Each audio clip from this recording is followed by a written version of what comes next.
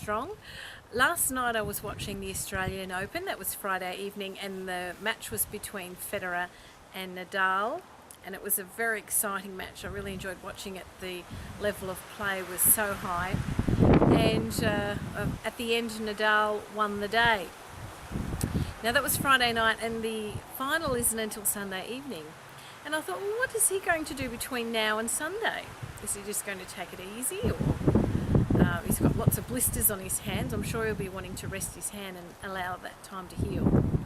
But I think today's Saturday, I'm thinking he's probably out on the court practicing whatever he needs to practice for the match on Sunday. And when you're performing at that sort of level, at that high level of skill, you need to do regular practice. And it's the same with singing. It's no different. You need to be practicing regularly with focus so that you can achieve the highest possible level that you can. So I'm going to give you a couple of tips today. This is the first of a two-part series on things you can do when you're practicing. Now the first one is record yourself.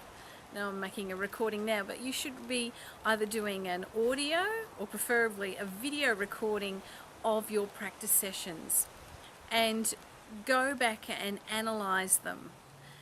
Listen to what you're doing, look at what you're doing, checking for correct notes, posture, expression, all of those sorts of things. So that's number one tip: record yourself and do it regularly and listen. And also you need to pick up on all the good things that you're doing. Make sure you pick up on all the good points of your singing as well, see how you're improving. The second tip that I would offer is to skip the easy bits. And this is a bad habit we can all have if we're not careful, is to just go over the parts that are easy, and when it comes to the hard bit we leave it. Just skip the easy bits, work on those difficult parts. Work on the high notes that are giving you difficulty. Work on the long phrasing that requires more breath. So that's my second tip. So the first one was record yourself. The second one was skip the easy bits.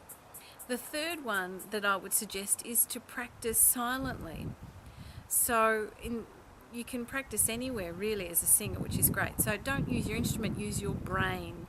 So be singing the song in your head, revising the words in your head, going through it mentally, and then going back and practicing aloud. So that's number 3.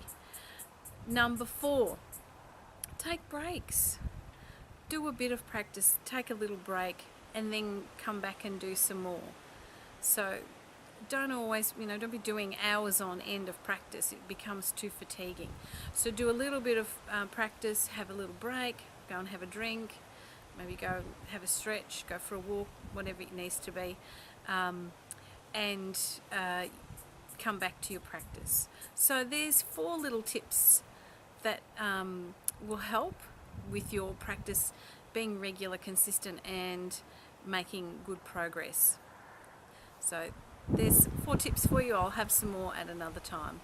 Thanks for listening, and I hope you go now and get those into place with your practice. Remember, practice every day. Thanks. Bye.